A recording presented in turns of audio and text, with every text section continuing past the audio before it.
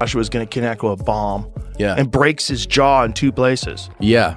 And his jaw's wired shut now. He lost teeth.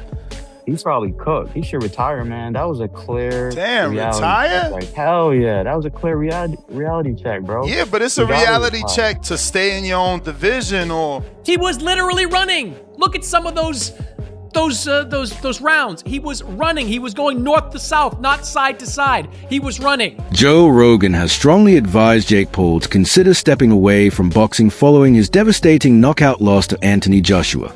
He made it clear that continuing on this path carries serious risks. Rogan explained that the harm from fights like this doesn't stop when the final bell rings. It can follow a fighter for life, impacting memory, mental health, and emotional well-being. He warned that repeated trauma in the ring can lead to lasting neurological damage and long-term depression. According to Rogan, no amount of money, fame, or attention is worth sacrificing your future health. Your brain imbalance that's going to lead you to addiction. It leads so many people to impulsive behavior. So many people become gambling addicts, drug addicts, alcoholics after their fighting career. Yeah. It's you could only take so much. And at a certain, like that one that he got from Joshua, say if you have like a punch card, you have like so many punches that you can get in your life, which I believe you do. I believe there's a certain number. That one was like 10 punches. Yeah. That was like, yeah. There was a lot of concussions in that one punch. Sure. That was real damage. Like if someone's breaking your jaw in 2 places, the inside of your fucking head there's a lot. Psychologist Derek Van Schaik explained that Jake Paul was placed in extreme danger during his fight with Anthony Joshua. He pointed to the volume and accuracy of the punches Joshua landed, including a clean right hand that fractured Jake's lower jaw in 2 places, noting that the damage could have been far worse. In the closing moments, Jake's body language showed clear exhaustion and distress as he became aware of how serious the situation was. Cornered and exposed, his expressions reflected shock at facing a level of power he had never encountered before. Van Schaik emphasized that punishment of this nature isn't only physically harmful, but can also carry lasting psychological and neurological consequences. The fight made it clear that Jake was outmatched, and continuing to compete against elite-level boxers could pose serious risks to his health and safety. According to multiple experts, after enduring this kind of trauma, stepping away from competition may be the most responsible option for his long-term well-being. The number of punches he threw, and also aim a little lower to land that clean right-hand punch on the side of Jake's face, which fractured his lower jaw, still hospitalizing Jake Paul, but not actually killing him. If Anthony Joshua won, Anthony killed this guy. Rolls-Royce, Fiat. The variety of emotions we see in the final moments of the fight are fascinating. AJ finally corners Jake, hits him with a quick left-hand jab to the body, which lowers his guard, opening up a clean right-hand shot to the head. You can see AJ smile there when he sees Jake had fallen into his trap and knows that he's about to finish him off. And then you just keep exploiting that. Some people give up. Some people get knocked out. Jake's body language and facial expressions when he knows it's all over for him is a little sad as he whimpers in the corner with that scared, nauseous look on his face, realizing this may be his final moment on Earth. If I get hit with that shot, I'm screwed. I don't believe he's gonna hit me with those shots. You gonna hit him with that? 100%. And land that right hand that he says is my only weapon. If you look at Jake's eyes and face, he's pleading for mercy to AJ as if he's a child. Please don't do this. Some people get knocked out. It's actually quite surreal that the moment many of us were concerned what happened to Jake actually happened in real life. If Jake Paul is left, up against the ropes with Anthony Joshua, unloading on him, could be the end for him, literally. It could be his last day on earth. Jake Paul was helplessly exhausted, badly beaten, and cornered where AJ could have unloaded a flurry of clean punches on Jake. When he takes that clean right shot from AJ, breaking his jaw in 2 places and then falls to the ground.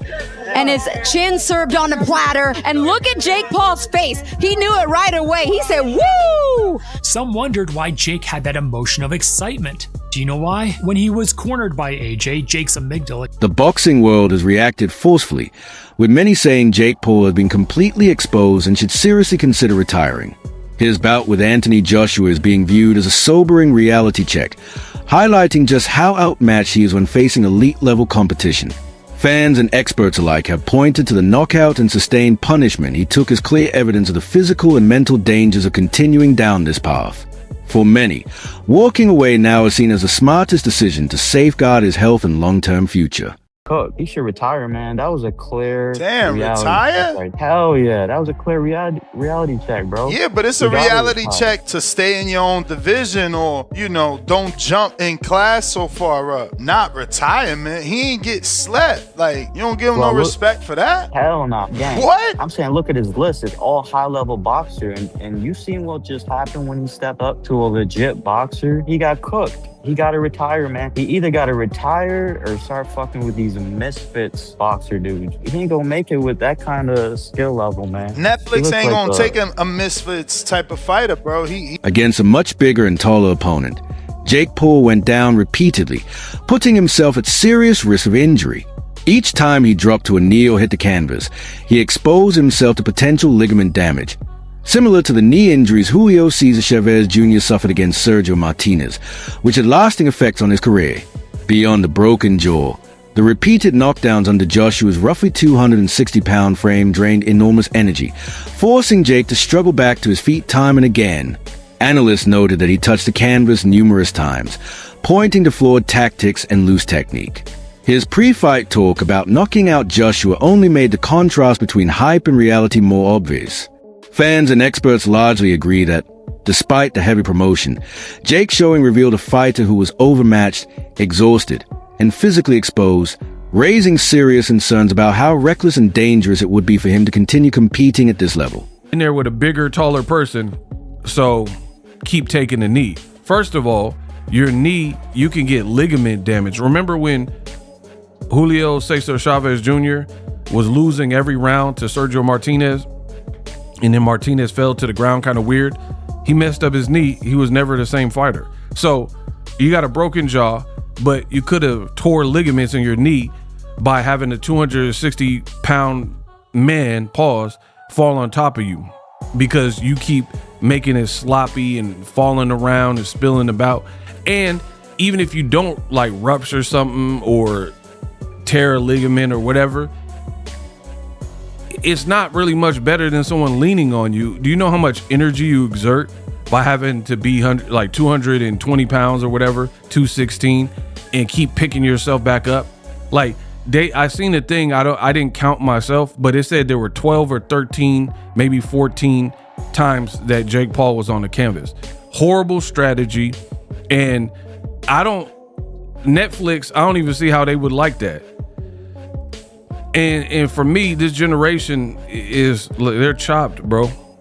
Jake Paul did all this, and y'all want me to give a bunch of credit. Jake Paul did all this talking about Joshua getting knocked out. You did whatever to sell the fight, but you didn't make good. That doesn't make you look good when you talk crazy and talk spicy, and then you have no intentions of fulfilling that.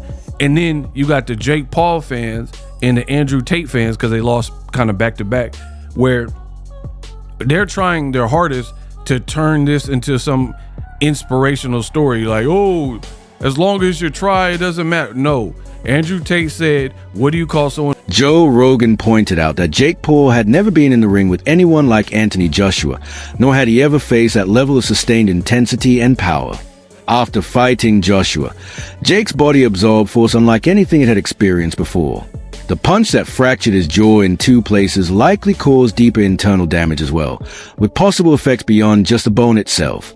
Rogan stressed that this isn't simply a surface-level injury, it's a serious warning about the risks of stepping in against elite-level fighters. Trauma of this magnitude can leave long-term consequences that aren't always immediately visible, making the danger far greater than many realize. Like, to your point, Jake Paul wasn't so much moving laterally all the time. He was literally running. Look at some of those rounds. He was running. He was going north to south, not side to side. He was running. Anthony Joshua should have been able to cut the ring off. And the times that AJ had Jake Paul cornered, he couldn't get shots off. He wasn't going to the body. He wasn't using his superior size on Jake. Like, I heard Nikisa Badarian say afterwards that AJ was leaning on Jake. Come on. Like, Jake was leaning into AJ, falling into AJ, and that's why those clinches were taking place. AJ is purportedly one of the best heavyweights in boxing. AJ believes he's on the level that he should challenge Tyson Fury. That wasn't the kind of performance that makes me believe Anthony Joshua is still a high-level heavyweight. Well, you're wrong again. Anthony Joshua didn't look great because he wasn't allowed to look great. When you're in there with a smaller fighter that refuses to engage, refuses to box, to fight, he's running. Think of Canelo Williams' school. Canelo didn't look good, and he got accused of not being able to. Okay, can I just 1 second? 1 second. I knew you were going to go there. Oh, Williams' school was an undefeated 168 pounder with a deep amateur background. Jake Paul is a guy who lost to Tommy Fury with no amateur background. So don't compare the two. Don't compare Williams' school to Jake Paul. It's not the same thing. No, but I can compare a man running for his life and a month. That's it for today's video. Make sure to stay tuned for more updates. Until next time,